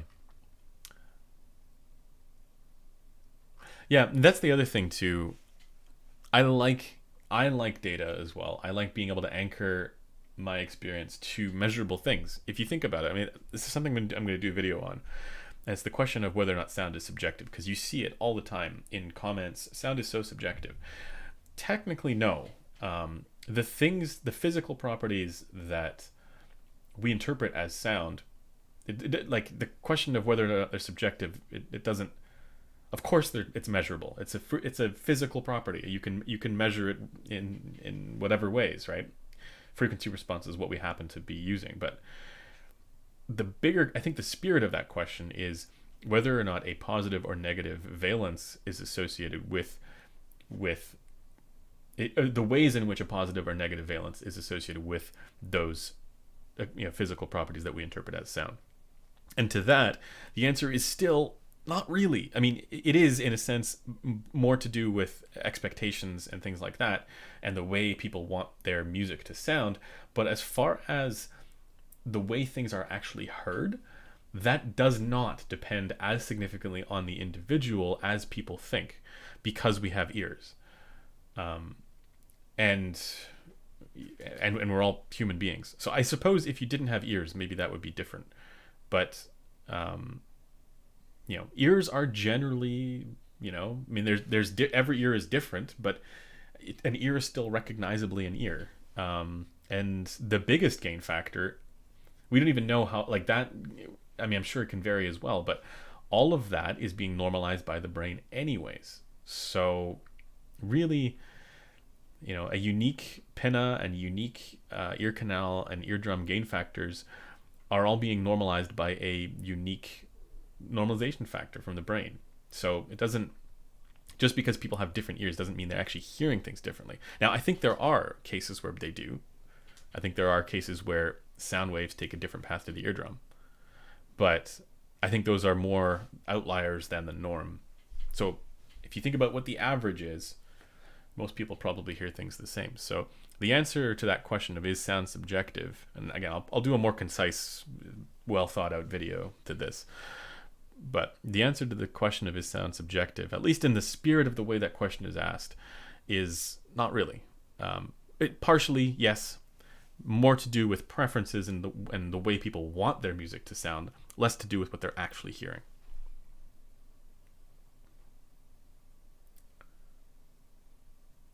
Preferences and experience, exactly. Preferences and experiences are subjective, not necessarily sound. I will caveat that a little bit because I've had this on a loop in my head. Like, sound obviously isn't subjective. It's what sound does is just a thing that happens, right? People have experiences, right? People are the ones who perceive things, right? Ears don't perceive things. But then recognizing the caveat there is that we're calling physical properties here that we experience sound. So in a sense, it does conflate a little bit. But yeah, exactly what you're saying is right there. Preferences and experiences are subjective, not sound. Not what sound does.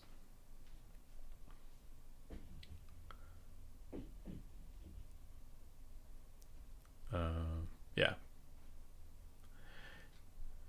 You cannot measure what the brain does with physical phenomenon. It senses or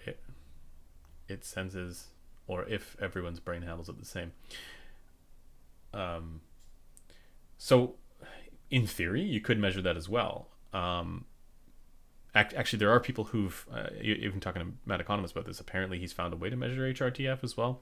But you can, in theory, measure this stuff.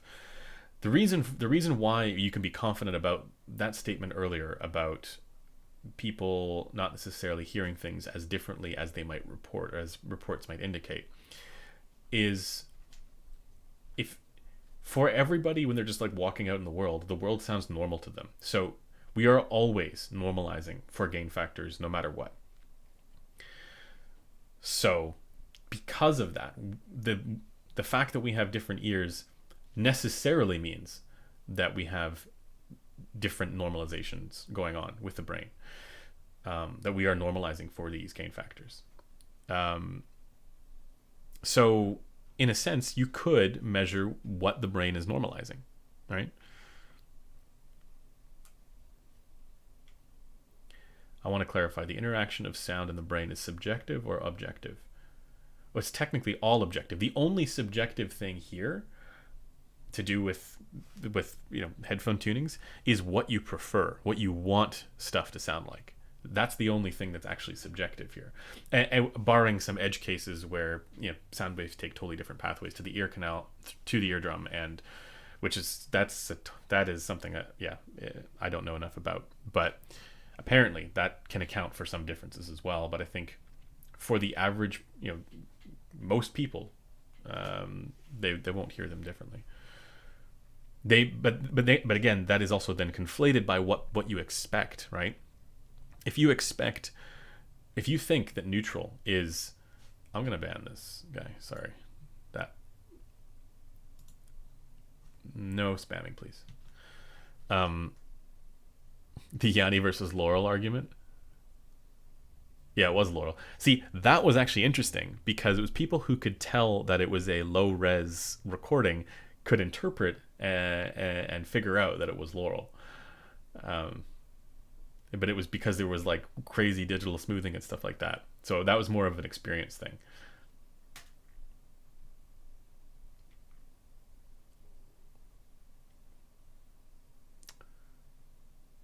Yeah.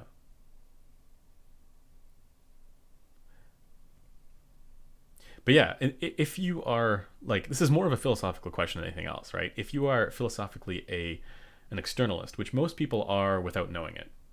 So for example, if you think that features of an experience depend upon facts external to them, which is what most people agree with, or most people sort of just are by default like this. And then, all of this stuff is in theory measurable. You can analyze it, you can look at it in so many different ways. The reason why I'm not an objectivist, and this is why I think people often make this mistake, is because what I'm doing here is I'm reporting the subjective experience. And I'm using the data to sort of like guide that, inform that, and how that might, you know, correspond to the way somebody else might hear it. But ultimately, what I'm doing here is I'm reporting that experience, the subjective experience, which is totally contingent on my preferences and my expectations. And so that element of it, of that question of whether or not sound is subjective, is absolutely true. But you know, what sound does, that's a measurable phenomenon. That's a physically measurable phenomenon that you, in theory, could perfectly correlate to the experience. Now, where I'm still, I guess, missing information, and I think most people are missing information, is that I don't think we can draw a straight line between the measured data yet and the experience. But the limitation is not on what's measurable, it's on, there's no mysterious quality here that we're, you know, that is not measurable. It's that we're just not doing a good enough job of analyzing the data in terms of those experiences. And that's what I was talking about earlier. And then also, I mean, I leave the door open to potentially there being more stuff that we can measure. But again, most objectivists tell me that we are already capturing everything, like it's all in frequency response. Maybe that's true, but then it's a matter of analyzing frequency response in terms of those other qualities.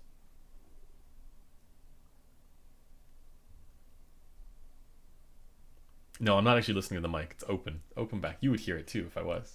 It'd be a loop. These are really, like, they're pretty open when you listen.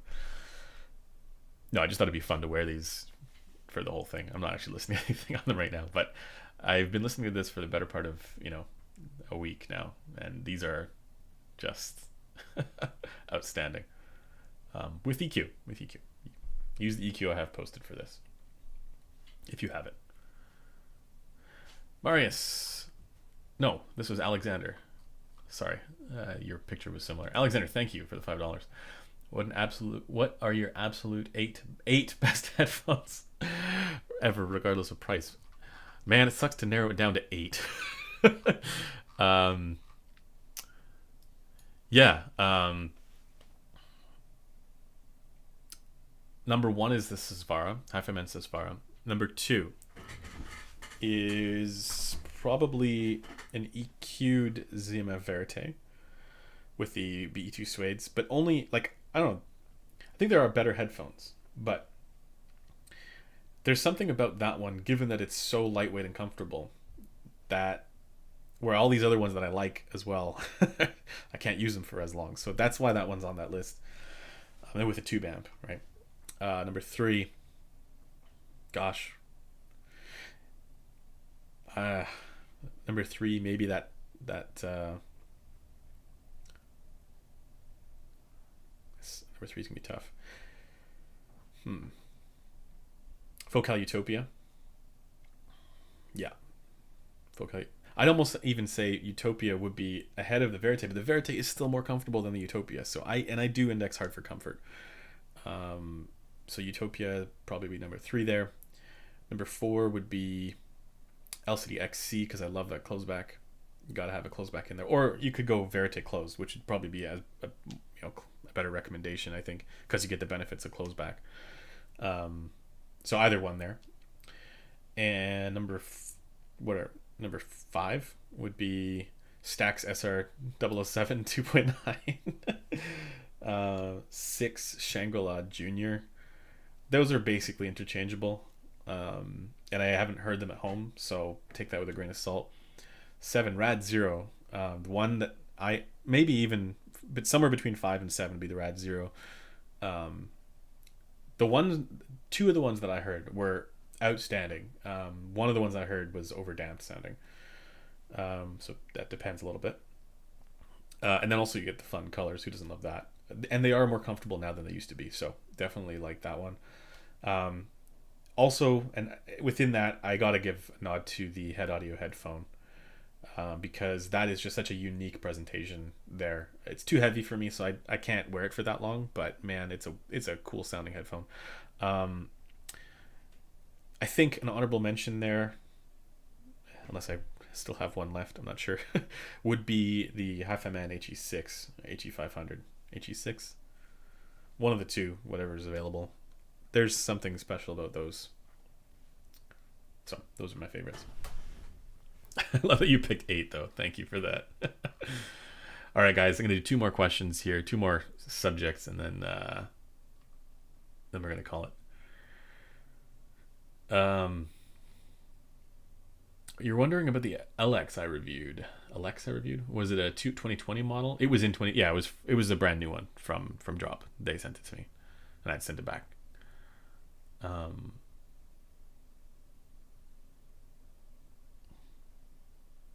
Yeah, I just wear the headphones that I'm into at the moment when the live streams.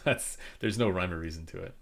It's just because I happen to be wearing them, or it's whatever I have at my desk here. Right? All the rest of them are on the shelf over there.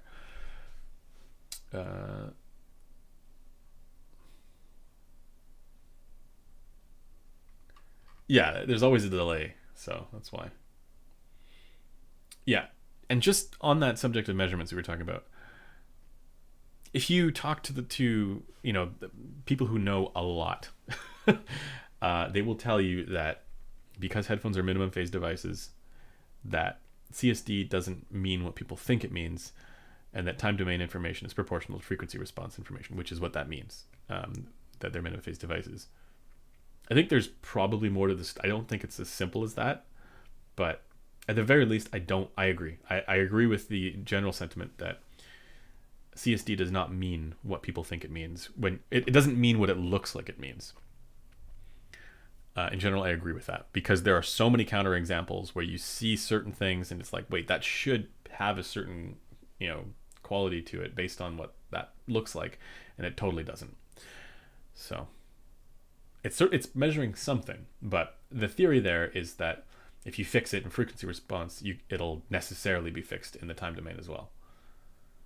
And that goes all the way back to something Floyd Toole said, or Floyd Toole found in his book, I think. But now, my opinion on that is still that I think there's more to it than just that. Because I think these days we're probably dealing with headphones that are only partially or mostly minimum phase devices, and that maybe there is something there.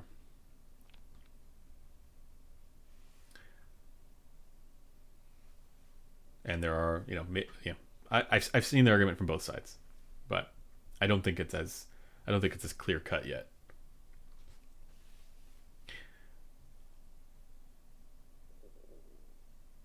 FR is the impulse response in frequency domain. Exactly. Exactly. Yeah.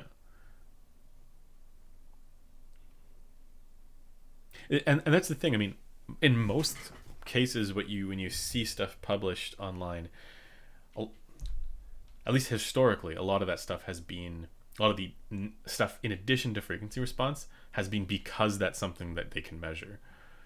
So I really think frequency response is like the key metric, the key data point, more so than anything else. And I know Grover has a different opinion of that, and we've had a nice conversation about that. And so I think when it comes to the rest of that stuff, and even when it comes to frequency response, we need to learn more. And this is again why I think indexing as hard for measurements as ASR does is the wrong approach. I think it's as much as I also love data and I also use data, I don't think it's that simple as just saying, push a button, here's all the measured data, and then we can say whether or not it's good or bad. I don't think that's possible. Not yet, at least. Oh, somebody wrote it down.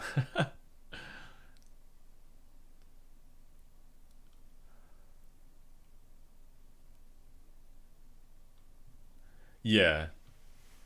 Yeah. Okay, one more.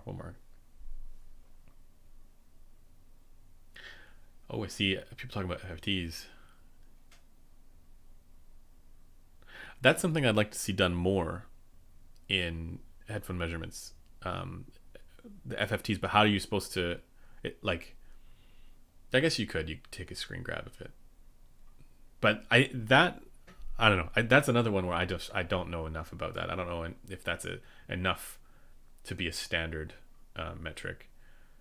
I think if anything, that would be something to report when you had edge cases, where you had situations where something showed up there that was atypical, and then you'd show that. I think that's what distortion should be as well. When you have odd order like third being elevated over second or something like that, stuff like that. When it shows up like that, then I think it's worth showing it. But for the most part, people think that THD is necessarily related to detail, and it's not. I mean, maybe it's related, but it's low THD is not an indicator. Like, it's generally past an audible threshold in most cases, anyways. Oh my God. Okay. This guy. No more spamming, please. How do I feel about the A8000? Yeah, it's right here. Not as much of a fan. I mean, the tuning has pretty strong peak there in the treble. The detail on this thing is nuts, and it slams like a truck. So the technical performance is absolutely there with this, but the tuning is not something I can get on board with. And then also the back edge, it's just this super jagged back edge that hurts. It digs into my ear in a really weird spot. So I can't. It's a fascinating IEM from a technological standpoint. Yeah, but I still think that the tuning is not quite competitive enough. All right, one more. Why are you so obsessed with EQ? Good headphones in a good setup don't need it. That's false. I guess every headphone is bad. Haven't encountered a single one headphone I couldn't improve with EQ yet. Yep.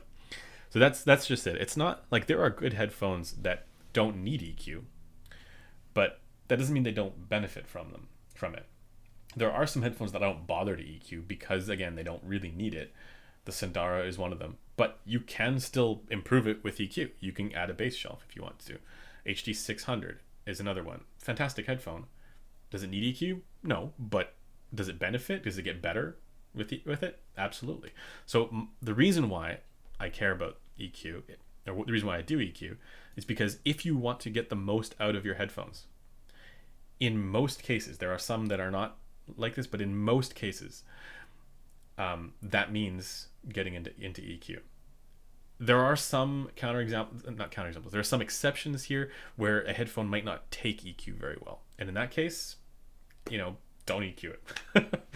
But yeah, for the most part, most headphones, almost all headphones, can benefit from it. So I figure, why not do it?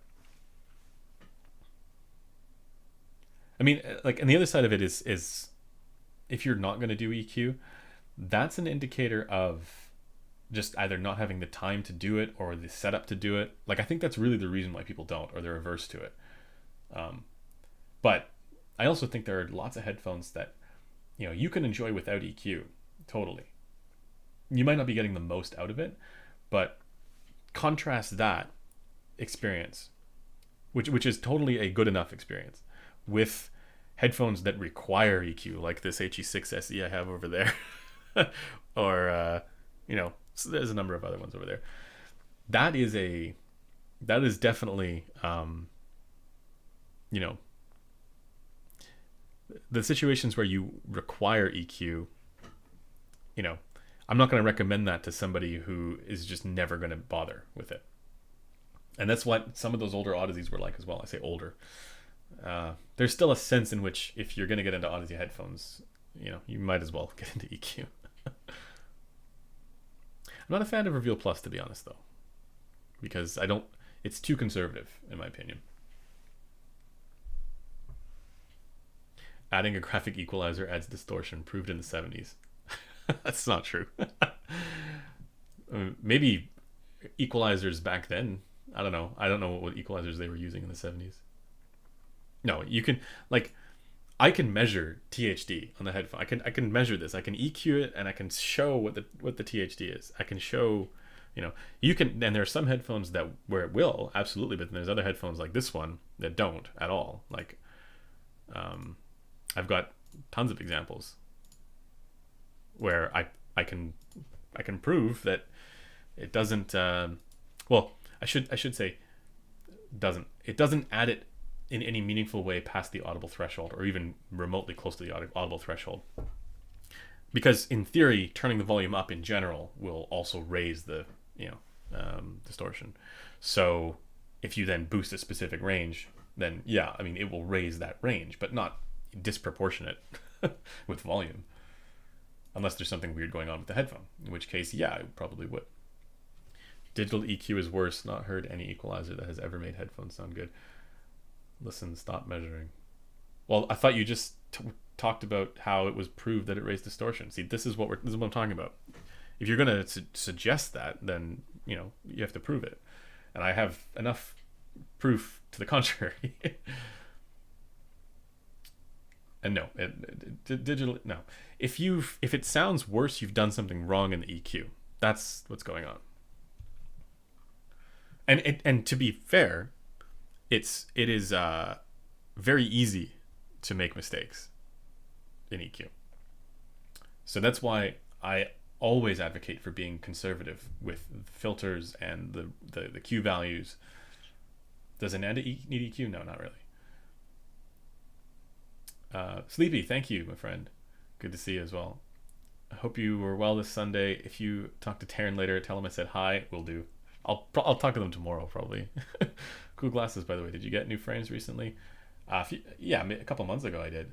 But I have 2 pairs. This is for function because it's got really thin arms, but the other one's for fashion because it looks better, but it's got thicker arms. So I don't really use those for listening. People will say you shouldn't need to EQ, and have you tried iFi's X-Bass? It's so good in the same breath. Exactly.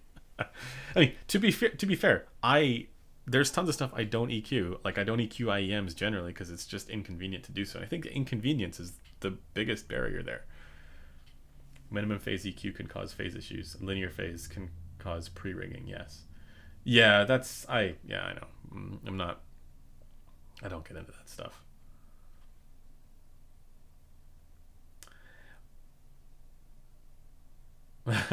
Yeah. Rob Hawk, thank you again. I need. Where's your question, Rob? This is the like 3rd time or 2nd time you've donated. So if you have a question, again, hit me up, Rob. I will, on whatever platform, I will answer because you've donated it lots now. So I want to answer any of your questions.